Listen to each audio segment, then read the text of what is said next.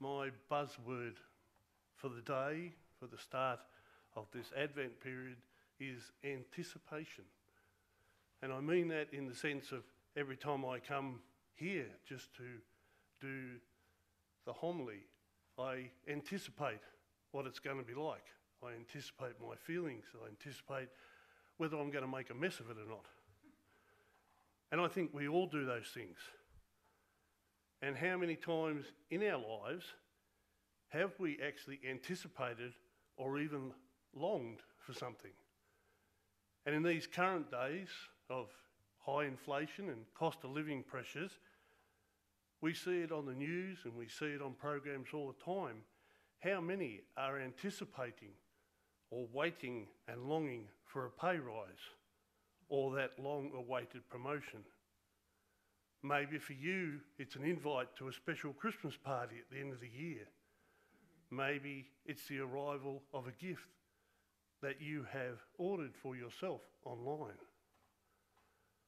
All these anticipations and longings are very much all about us and what we as humans want, or maybe better still expect, within our life because of all the hard work and patience we have put into those lives.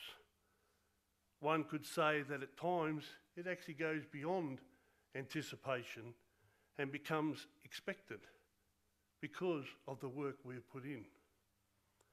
And this is what the people at the time of Noah were doing, described simply as eating and drinking, taking wives and taking husbands. One could say they were living pretty normal lives and expecting things to go on this way because it was their choice, their hard work. It was their humanity that made their world possible. Their reason for living had become completely encased in their own abilities to make things happen. So there was no need for a God. What could God do that they could not? And then, of course, it was too late. Because by the time they realised their foolishness, the flood that was outside their capabilities' control took away all they had built, all they thought was theirs to control.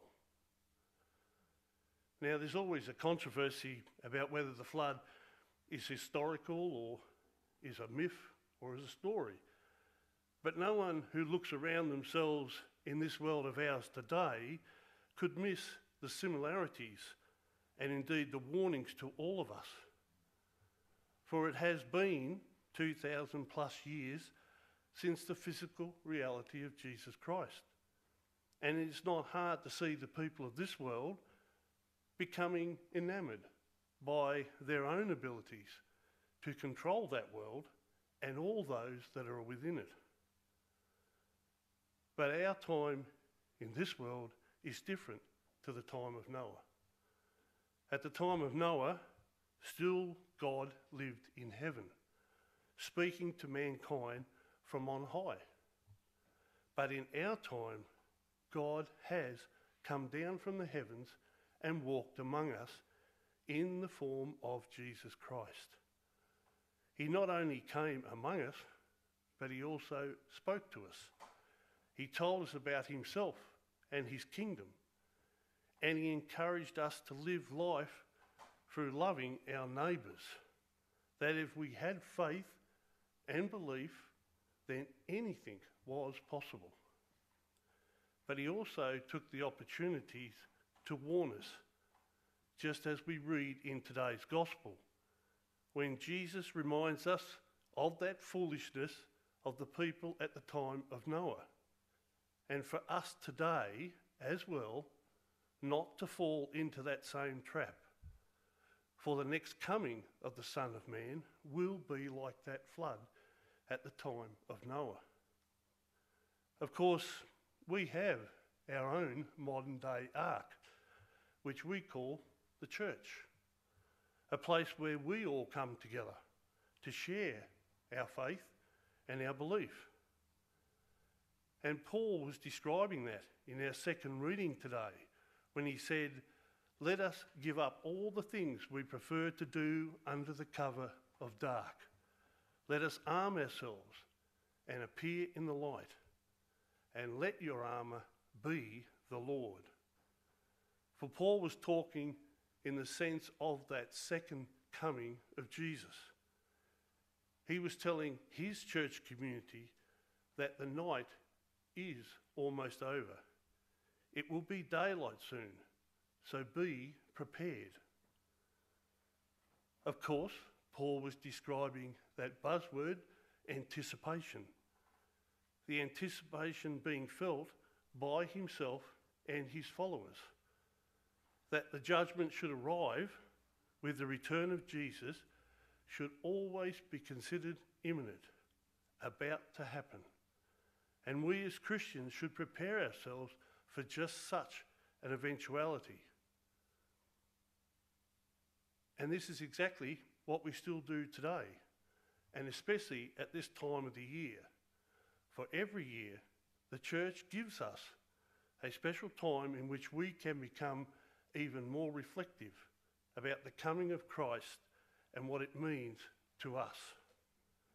And of course, we call this time Advent.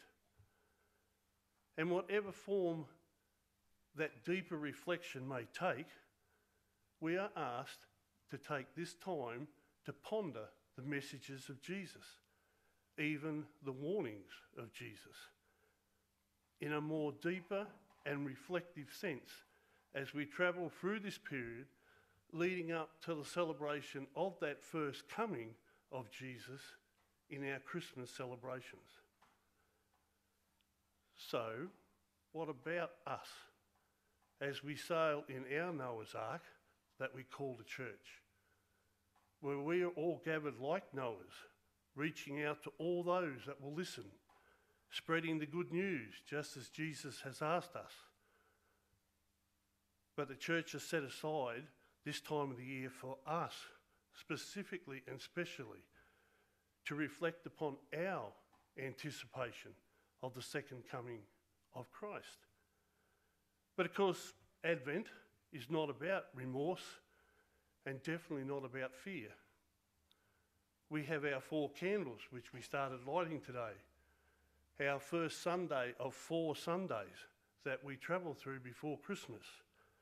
And each one of those candles and Sundays expresses and portrays a significant aspect. The first today is hope, then there's peace, and then joy, and then love. So what are we doing during this time to strengthen our faith and belief? Do we recognising the first coming of Christ, and are we preparing ourselves for the next? Now for me, each year it's participating in an Advent group, taking that little extra time out of my life to spend some time reflecting, especially with others. For you, it may be reading scripture pieces each day and reflecting on where you are. For others, it might be visiting people that they haven't visited for a long time. For others, it may be doing some fundraising or helping out at a charity. Who knows what we do? The concept is to do something. What we do know is that we do not want to be like the people in Noah's time and leave it all till it's too late. So the question to ask ourselves is not, will we step out and show our hope, peace, joy and love, but instead ask ourselves, how will we do it?